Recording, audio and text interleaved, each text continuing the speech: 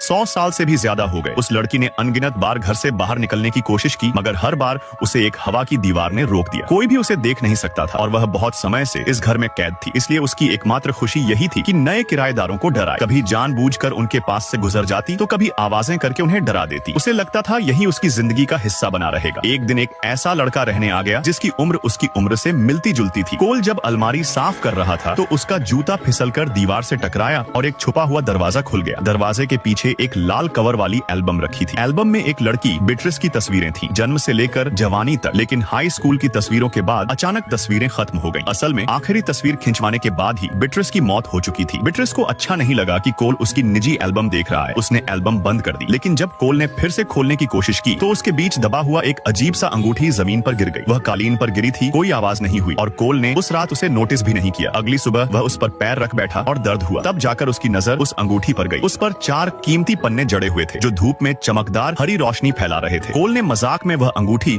अपनी उंगली में पहन ली और अगले ही पल बिट्रिस उसके पीछे खड़ी नजर आई। उसे समझ आ गया कि जब भी अंगूठी पहनी जाती है बिट्रिस को देखा जा सकता है। यह पक्का करके कोल ने डर के मारे अंगूठी उतारकर फेंक दी। उसने फिर से तस्वीरों की एल्बम खोली और देखा कि भूत वही है जो तस्वीरों में थी। तभी फर्श पर पड़ी अंगूठी हवा में तैरने लगी और वहीं रुक गई। कोल ने अंगूठी उठाकर फिर पहन ली। 100 साल बाद कोई इंसान बिट्रिस को देख पा रहा था। बिट्रिस विनती करते हुए बोली कि कोल अंगूठी मत उतारे। कोल भी थोड़ा सहमा हुआ था, मगर लंबे समय तक सोचने के बाद उसने उससे उसके अतीत के बारे में पूछा। बिट्रिस ने बताया कि कई साल पहले वह म्यूजियम से यह अंगूठी उठा लाई थी। बाहर निकलते ही सड़क पर उसका एक्सीडेंट हुआ और उसकी मौत हो गई। लेकिन अगले ही पल उसने खुद को अपने कमरे में पाया। उसी दिन से वह इस घर में कैद हो गई, कभी भी बाहर नहीं जा सकी। बिट्रिस चाहती कि कोल से बातें करती रहे, मगर कोल ने कहा वह भूत से दोस्ती नहीं करना चाहता। उसने कहा चलो एक दूसरे को अनदेखा मानते हैं। बिट्रिस ने मान लिया। जब कोल पढ़ाई करता तो वह जानबूझकर आवाजें करके उसे परेशान करती। धीरे धीरे दोनों की बातचीत में पता चला कि दोनों को संगीत पसंद है। बिट्रिस का जन्म एक संगीत परिवार में हुआ था और उसने बचपन संगीत विद्यालय में ही बिताया। वहीं कोल बचपन से गिटार बजाता था और कोई भी धुन निकाल सकता था। लेकिन पिता की मौत के बाद उसने गिटार बजाना छोड़ दिया था। कोल ने कहा कि वह शोर मचाना बंद करे। बिट्रिस ने हामी भरी, लेकिन खाने के वक्त उसने फिर शरारत की। उसने कोल की माँ के सामने भी मजाक कर दिया, जिससे कोल घबरा गया और तुरंत कोई बहाना बना दिया। रात को कोल फिर कमरे में लौटा और अंगूठी पहनकर बिट्रिस से समझौता किया। उसने कहा मैं अंगूठी पहने रखूंगा, मगर शर्त यह है कि तुम माँ को कभी तंग मत करना। हाल ही में उसने बहुत कुछ सहा है, मैं नहीं चाहता उसे और दर्द मिले। पार्ट 2 के लिए कमेंट करें।